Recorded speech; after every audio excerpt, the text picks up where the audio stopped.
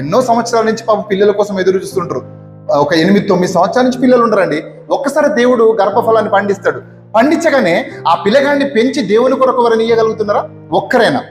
ఇప్పుడు మనలో ఎవరైనా దేవునికి పిల్లలు ఇయ్యగలుగుతున్నామా? లేకపోతే లోక సంబంధమైన చదువులు చదివిస్తున్నామా? ఈ పాటలో ఏమర్థం ఉంది?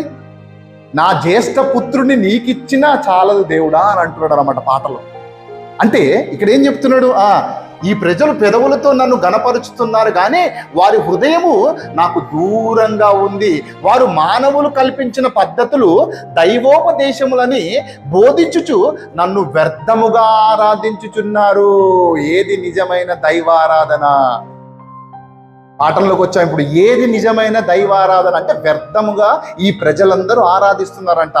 ఆరాధనలు ఎలా ఉంటుందండి?